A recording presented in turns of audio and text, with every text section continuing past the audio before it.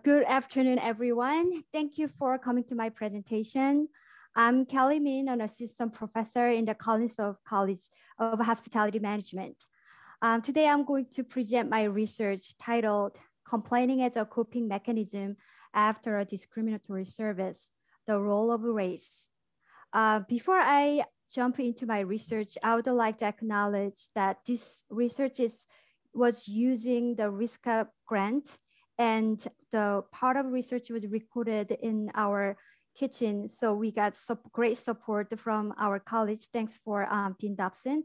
And undergraduate students also participated in this research by helping recording the videos.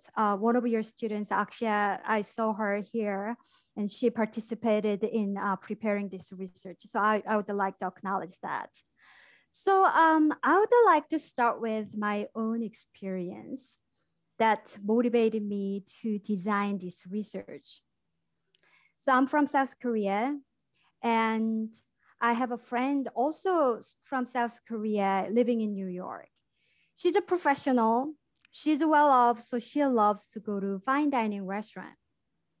And one day she called me and she told me her experience in this trendy restaurant. And she told me she found this fancy, cool restaurant and she visited a couple of times. And on her third visit, she realized she was always seated in the corner. And she also realized white customers were seated by the window or in the center of the restaurant. In fine dining restaurants, tables by windows are considered to be desirable. Usually it's more visible, so it's more desirable. And she was realized 3 times she was seated in the corner. So she asked me, Kelly, is this coincidence or is this discrimination because I'm Asian? This question was very interesting to me. So I wanted to talk to my other friends as well. So I have a group of friends in my chat room in my cell phone. All of them are from Korea and we all live in America. So I brought up this question to my friends and asked what they are thinking about this. And interestingly, half of my friends thought, oh, come on, Kelly, don't be paranoid. It's not discrimination. Of course, that's coincidence. And interestingly, exactly the other half thought, yeah, of course, that's discrimination. That happens all the time to me. I know that's discrimination.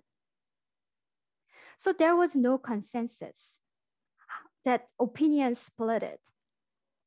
That's because the form of discrimination has shifted from overt discrimination to more subtle discrimination. And in the service industry, it's inevitable that we have a human error. And sometimes it's hard to find out the cause of service failure. We call it ambiguous service failure. So it was very interesting to me. And I was thinking, what if my friend's experience in that restaurant, what if that's just due to a service failure? What if that's just a simple human error? Because that's common.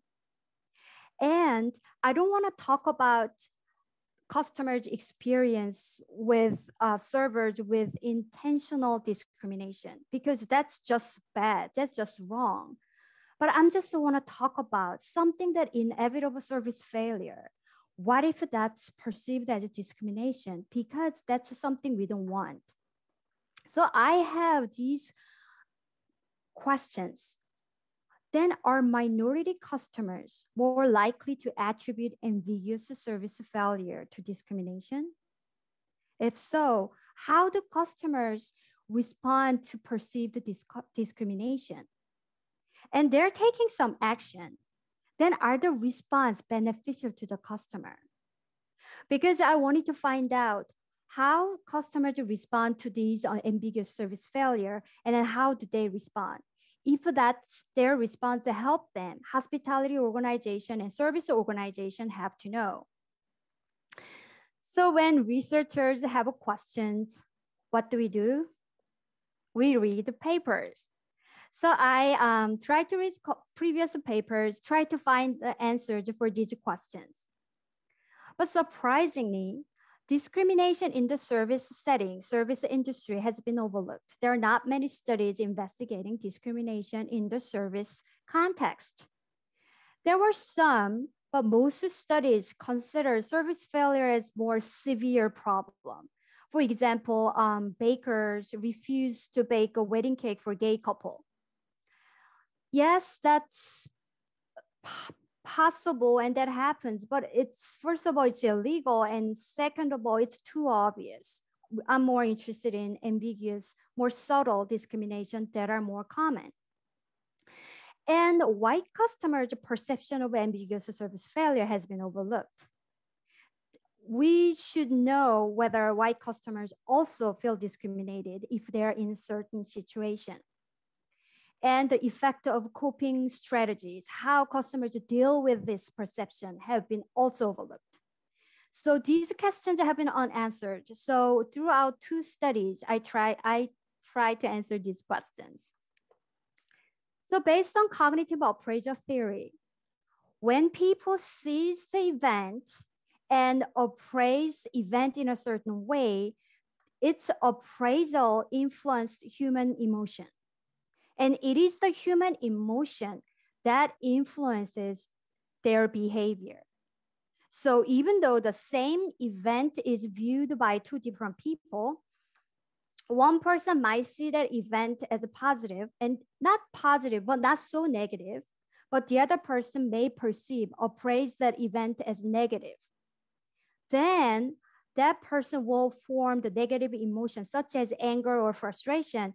And that's the emotion that makes these people to engage in certain behavior. So in this situation, when an ambiguous service failure is viewed as a negative event, such as discrimination, customers will probably have some negative emotions, such as anger or frustration. And these anger and these negative emotions will make customers to be engaged in coping behavior to reduce their stress and to reduce these negative emotions. So for example, let's say I often go to restaurant with my husband and I see, let's say, rude server. As a hospitality professor, it's not acceptable for me. So I see that event, a rude server, as a negative. And then I probably form a negative emotion such as frustration, disappointment, dissatisfaction. And therefore, I will be engaged in a certain behavior, like complaint. Dude, you can't act like that. Let me show you how to behave. On the other hand, even though my husband sees exactly same server, he has different personality and different occupation. So he doesn't see that as negative. He always tell me, oh, Kelly, don't worry about it. It's okay. So he doesn't have any emotion, negative emotion. And therefore, he's not engaged in such behavior that I would engage otherwise. That's the gist of cognitive appraisal theory. And based on that theory, there are 3 typical coping strategies: problem-focused coping, emotion-focused coping, and avoidance.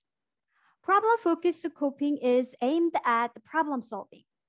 People try to find the cause of the problem and try to redress the issue. Emotion-focused coping is aimed to reduce the emotional distress. For example, venting, complain, and talk about it and venting, or spread negative word of mouth. Just the goal is to reduce negative emotion or their stress. Avoidance is a passive dismissal of a problem. Just deny or just not thinking about and just move on. Recent studies in marketing started to argue complaining can serve as a coping mechanism. You know, when you think about the potential actions of customers in the service context, actually there is a very limited behavior that customers can engage in site. If they leave the site, there are more actions. Like they can leave a negative review, they can spread negative word of mouth, but actually in site, it's just either they take action or not taking action and avoid, that's it. So prior studies in marketing proposed problem-solving complaining and vindictive complainings are two forms of action-oriented coping behavior. So problem-solving complaining is more like problem-focused coping. So people complain, customers complain to solve the problem, to find the cause of this service failure and fix the problem. Vindictive complaining is more like emotion-focused coping. The goal is to reduce emotional distress. So by just venting their anger, complain to give a hard time to the service providers. So ultimately they can reduce their anger. So these are two action-oriented coping. And inaction is avoidance. You don't do anything. Just forget about it, just move on. So there are three different types of complaining as a coping mechanism. So based on cognitive appraisal theory, I developed this baseline theoretical model. When customers perceive an ambiguous service failure as a discrimination, they're more likely feel angry. This link has been established by previous research. There has been positive relationship between perceived discrimination and anger. That's why I didn't hypothesize this link in my study. But these links haven't been established by previous research. So when customers are angry, then they're more likely to be engaged in complaining behavior as a coping mechanism. So when anger would increase vindictive complaining, and when customers are angry, they're more likely to use problem-solving complaining. And when customers are angry, they will be less likely to use avoidance. So I hypothesize when customers are angry, they're more taking action rather than inaction. I also hypothesize the mediation effect as well. When customers perceive as ambiguous service failure as discrimination, they will feel angry and therefore they will use vindictive complaining as a coping mechanism. And also they will use problem-solving complaining through anger. And finally, they will reduce the use of avoidance through anger.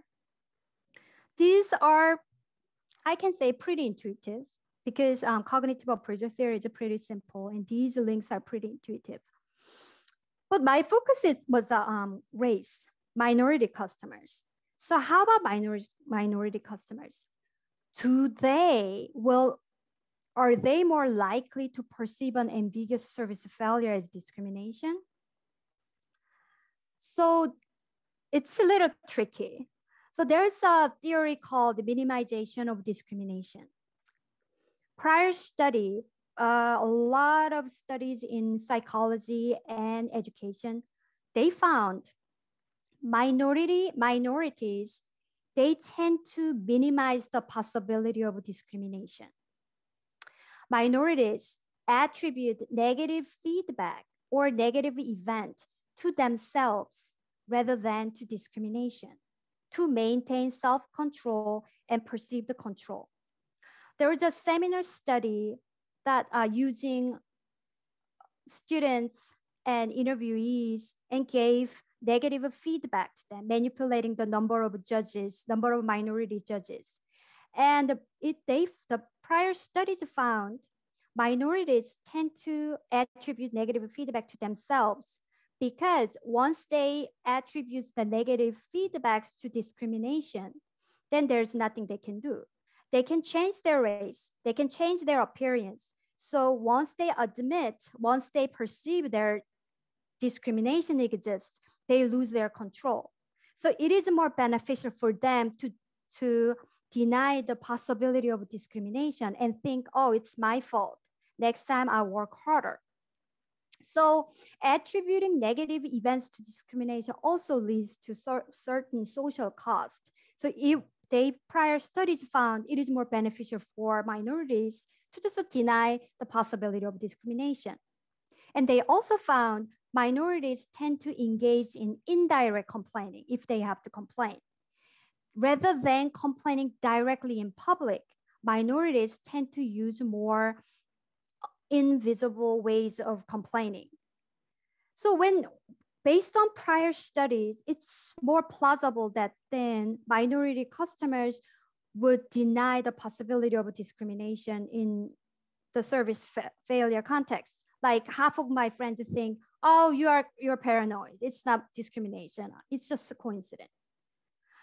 However, I hypothesize otherwise because prior studies mainly focused on minorities in a lower power status.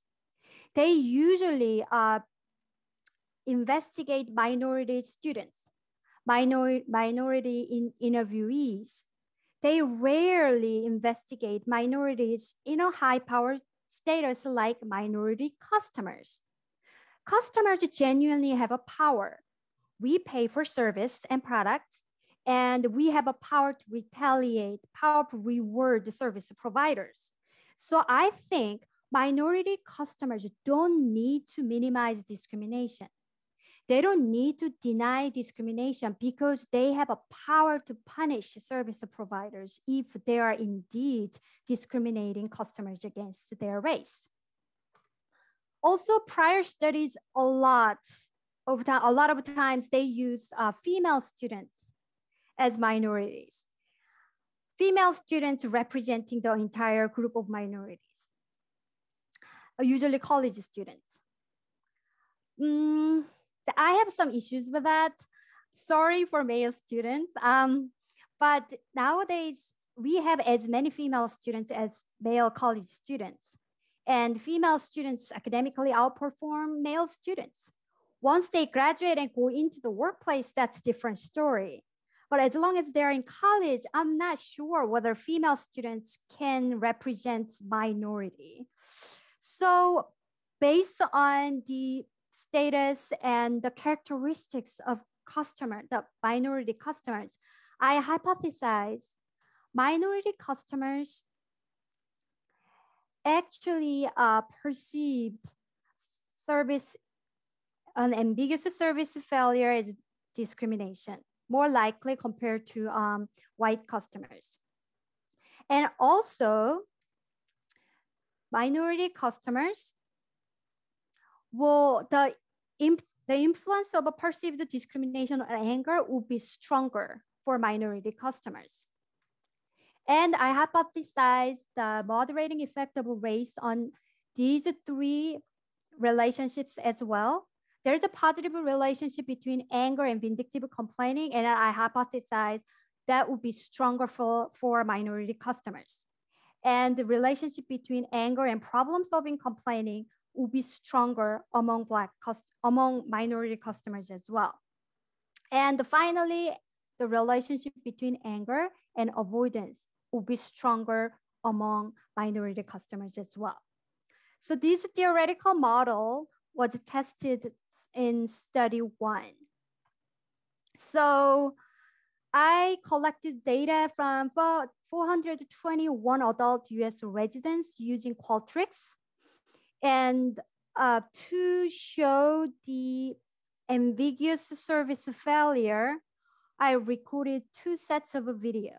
So there is one video for white participants and one video for Black participants.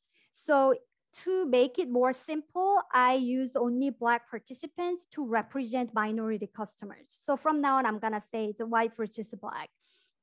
But overall, the research question was more minority versus non-minority customers. So I created 2 sets of a video, and I'm going to share only one. This video is for Black participants. Let me show you.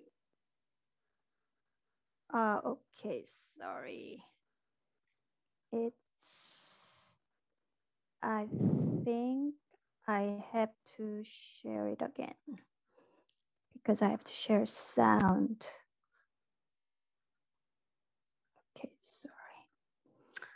Okay.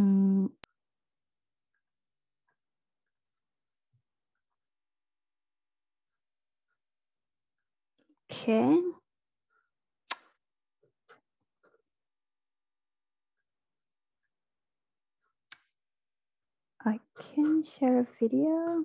Let's see. Sorry about that.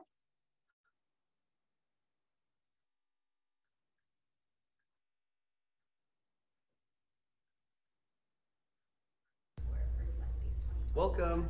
How many? Let me see. Okay, follow me.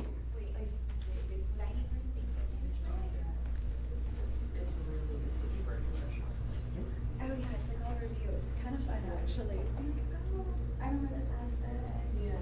Your server will be with you shortly. Yeah, it really is. Unless you just yeah, the hikes, the beaches. Can you hear the sound? Dog park, and you mentioned you have one. Okay, good. A mile and a half away or so. Okay. But yeah, I'll come get you the details of that later, and I'll check on you in a few. Okay? You're so welcome. Of course. Hi, how is everything over here? Oh, it's very nice. The soup is really magnificent. Oh, that's great. Really wonderful. Can I get you anything else right now? Coffee, please. Sure, I'd be delighted to get that for you. Great, thank you. You're so welcome. It's a little,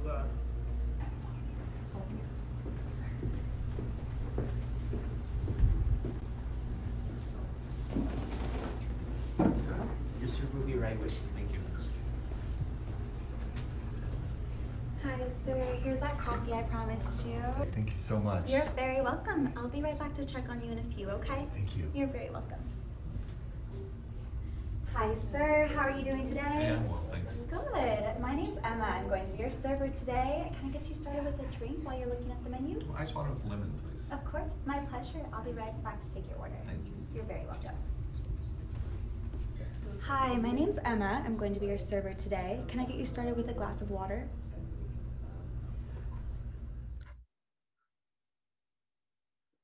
Okay, so in this video, it's hard to say whether the server is discriminating me or it's just bad service. So I intentionally created this ambiguous service failure using video. So prior studies often use the written scenarios, but to increase the realism, I prepared this video. So Black participants watch this video because host, server, other customers are all white. White participants watch a different set of a video. And in that video, host, server, and other customers are all minorities. So the white participants watch this video, recorded it through the viewpoint of a customer, so that person might feel I'm the only white person in this restaurant and this server treat me differently. After this watched video, I asked participants to rate their level of perception of discrimination, anger, and 3 different types of complaining. So I used multi-group structural equation modeling. From now, I'm gonna say multi-group analysis. It's a little complicated. So first of all, I tested the baseline model using SEM. And to test moderating effect, I conducted invariance testing between whites and Black. And factor mean difference tests was conducted on perceived discrimination, and structural path coefficient invariance tests were conducted to test moderating effect. So if you have a question on this method, you can ask me anytime, but I'm not going to spend more time to explain in detail for the method. So overall, I found the positive effect of perceived discrimination on anger. So when customers, regardless of their race, when customers perceive that service failure as discrimination, they will feel angry. And anger will increases vindictive complaining, and anger increases problem-solving complaining, as I anticipated. However, there was no significant effect was found of the effect of anger on avoidance, which is quite interesting. So these areas shows the effect of a moderating effect of race, I will explain in more detail with the figure because that would be much easier to see. So I tested the baseline model separately for blacks and for whites. So overall, first of all, the mean score of perceived discrimination for blacks was 4.83. And mean score of perceived discrimination for whites was 4.32. That means it's above the midpoint. So white participants, white customers also felt discriminated when they watched that video. And these two numbers were statistically different. So that means black participants perceived that ambiguous service failure more likely as discrimination compared to white. And both whites and black, their effect of a perceived discrimination on anger was positive. However, this one was more stronger for minority customers. So for minority customers, when they perceive the discrimination, they're more likely to feel angry. It's not surprising, considers the history and what's happening around the world right now. And the effect of anger on three different types of complaining. Similar patterns were found. Anger increases vindictive complaining for whites and black. And these circled two effects are statistically the same. However, the effect of anger on problem-solving complaining is much stronger for whites compared to blacks. So that means when white customers are angry at the service failure and the discriminatory service failure, they are more likely to use problem-solving complaining compared to black customers. This result is a little bit uneasy for me because problem-solving complaining is considered to be the most beneficial coping strategy because you actually try to find the cause of the problem and you try to solve the problem. However, black customers use less problem-solving complaining when they're angry compared to whites. Interestingly, we didn't find the effect of anger on avoidance. So it's not, there's no significant effect, but we found the negative effect of anger on avoidance among white participants. So overall, this result shows ambiguous service failure can be appraised as discrimination by both white and black customers. So in an absolute sense, white customers also perceive discrimination. However, the perception of discrimination leads to a higher level of anger in minority customers. And the relationship between perceived discrimination and anger was stronger among black customers, and the link between anger and three coping behavior varies based on race. So these results, these findings provide new insights into the perception and behavior of minority customers. But there's still an unanswered question. Is complaining beneficial to customers? So the assumption, the premise of study one is that customer complaining can serve as a coping mechanism based on prior theory. Then it is important to follow up on the premise by testing directly if complaining can decrease anger. Actually, complaining serves as coping mechanism. So in study two, I tested this question directly. So far, to recap, we know when service failure is appraised as discrimination, customers feel angry.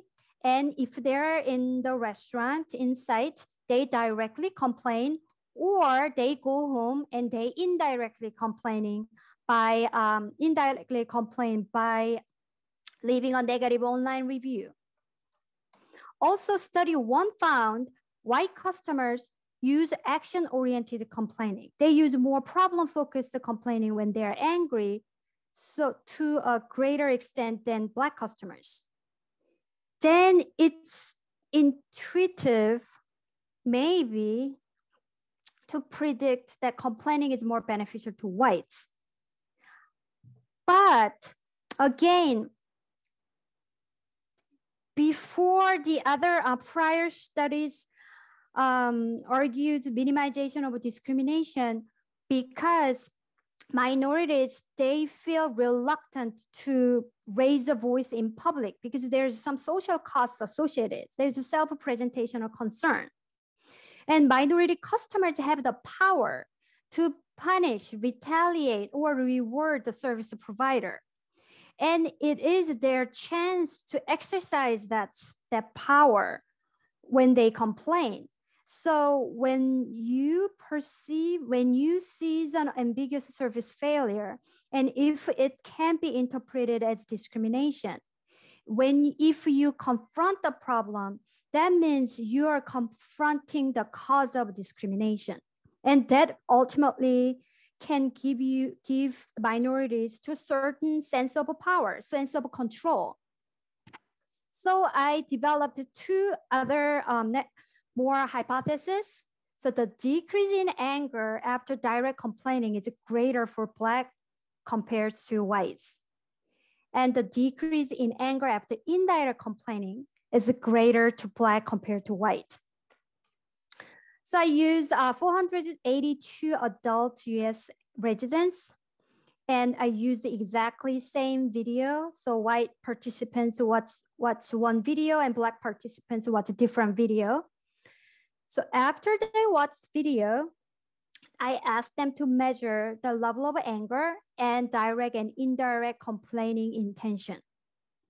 And those with complaining intention, that means those participants who marks above the midpoint and reports the level of intention, they were only asked again to type what actually they are going to say if they have direct complaining intention.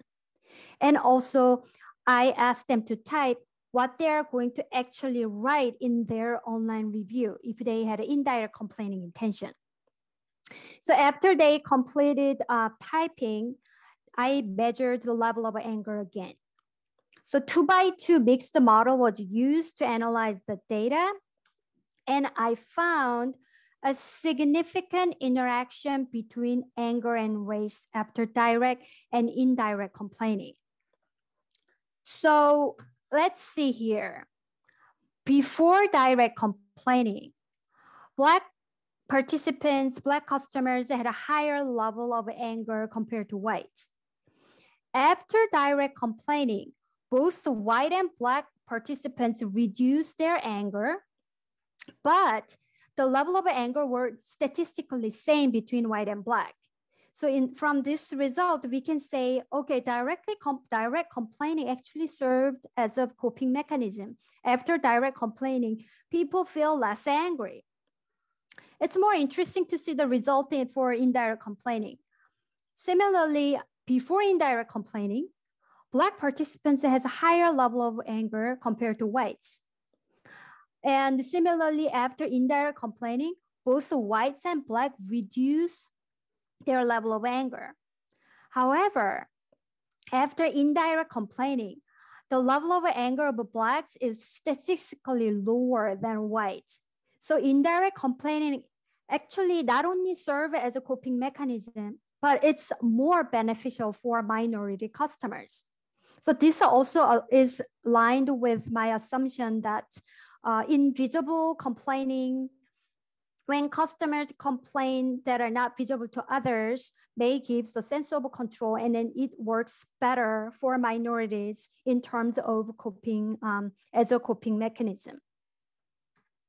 So overall, with the result from study 1 and 2, we found customers feel angry when perceiving an ambiguous service failure as discrimination, and customers use complaining as a coping mechanism.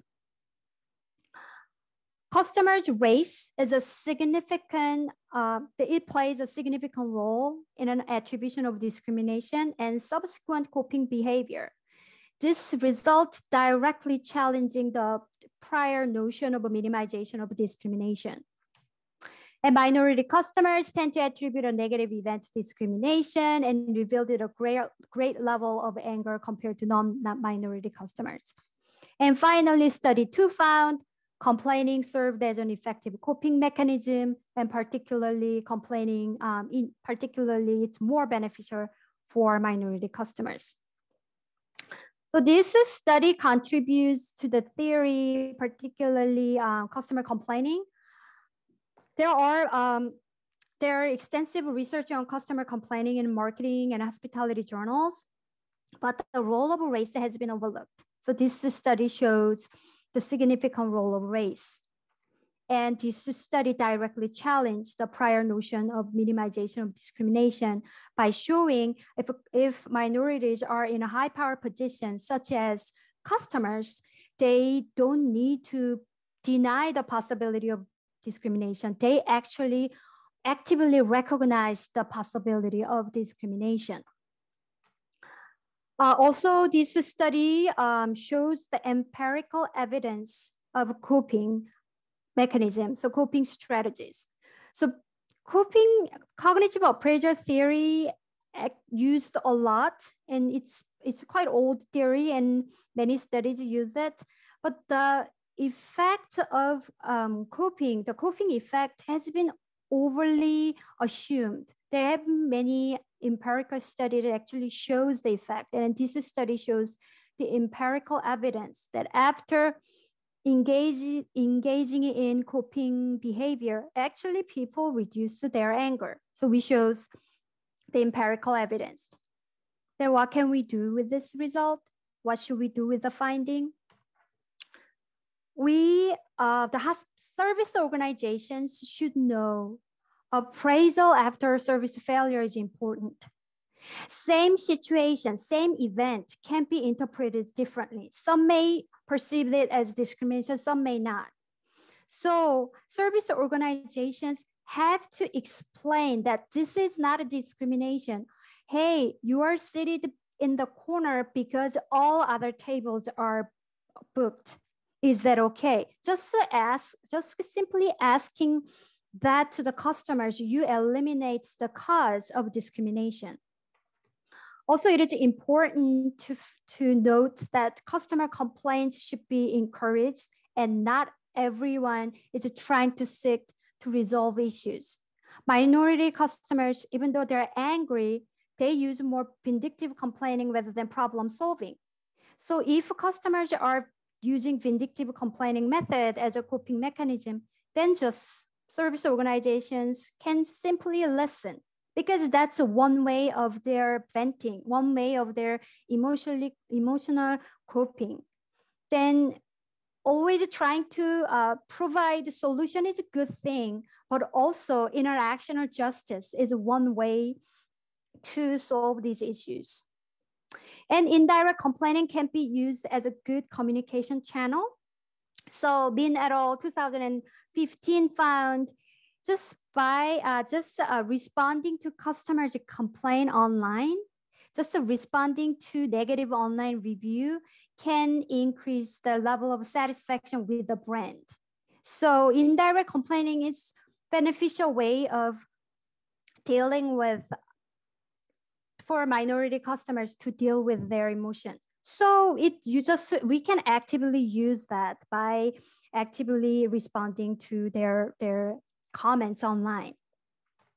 So this study is not perfect. I think the video that I recorded, can be a little more ambiguous. So future study can use more ambiguous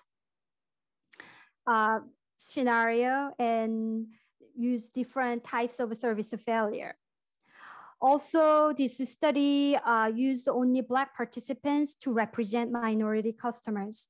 So future studies can use different groups of minorities, such as Asians or Hispanics, to study further the effect of the moderating effect of race. Thank you very much, and I welcome any questions from the audience. Thank you very much. It's a fascinating study, very important implications. So I would like to open up to the audience. Please feel free to make a comment or questions. I'd like to comment. Excuse me. Great study, Kelly. Thank you. Great presentation. I also think you might want to go back at some point and look at gender.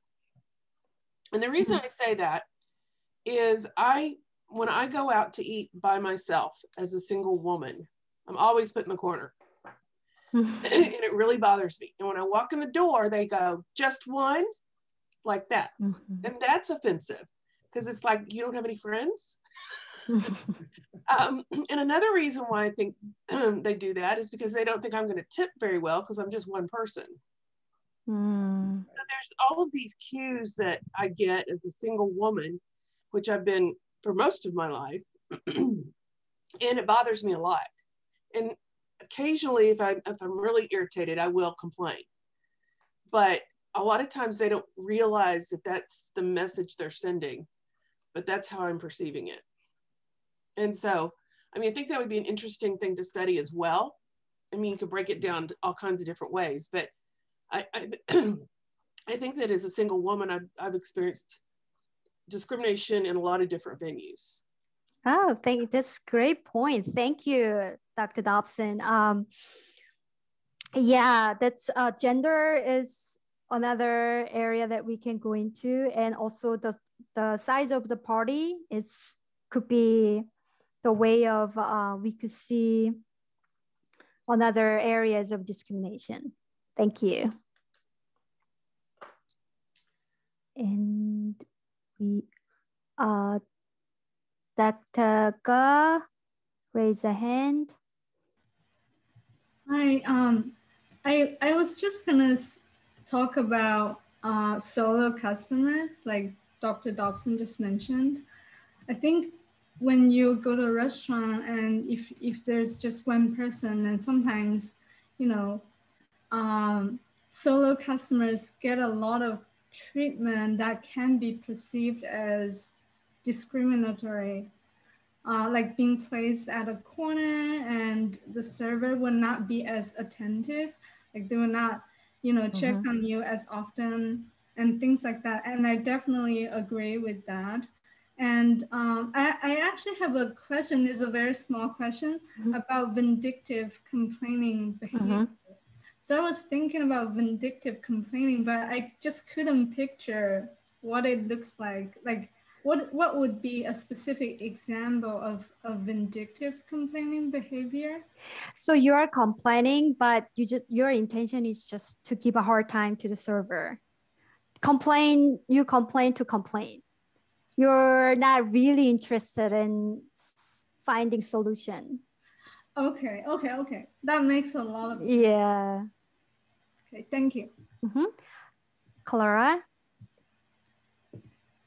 Yeah, I wanted to know if any of the research that you did covered mixed groups. So maybe there was a large party with both white and black or minority. And I wanted to know if there was any variation between complaints if there was any problems at the table, and if that level was different between the two groups, or if that group might have been kind of cohesive in the way that they complained. Great question. So this is my initial question, and this is my initial research. So I haven't conducted any research with a mixed group. That's very tricky because there are many other factors that we have to control. So how many minorities are in that group? And what is the gender? There are so many things to control. So first thing is we have to find the main effect first. So in this case, I designed that the participant is like as if they're going to a restaurant alone. And I didn't even show the participants, the customers in the restaurant to control the gender, age, and all other factors that might be confounding for the result. So I started with that. But as you mentioned, the characteristics of a party will be another great areas to study. So that maybe future study, I will incorporate that. Thank you. I'll acknowledge your question in that journal article. Thank you. Thank you. I see a question in a chat by Margie Jones. Did you consider that your server was female in the issue of perceived discrimination? Am I correct? Had all male guests? That's great question, Dr. Jones. So when I run the multi-group analysis, I tested with control variable with gender of participants, and I didn't find any significant effect. Also, I noticed because I recorded 2 different videos, and there are 2 different servers then, right? One white server and one minority servers. I tried my best to find 2 servers who are similar at age and have similar appearance. And I spent a lot of time to teach them how to act because they have to have very similar tone and similar speed of talking. So it was very challenging, but I did my best to make them make 2 videos as similar as possible. Okay, thank you. Mm-hmm. I have a few comments and questions. First, it's fascinating to see how whites and blacks use different type of coping mechanisms. Whites using more problem solving, and then blacks more emotion-based solving mechanism. But I wonder if these ethnic differences might be explained by the level of self-efficacy that the groups have. For instance, the blacks have been kind of discriminated for a long time, generations after generations.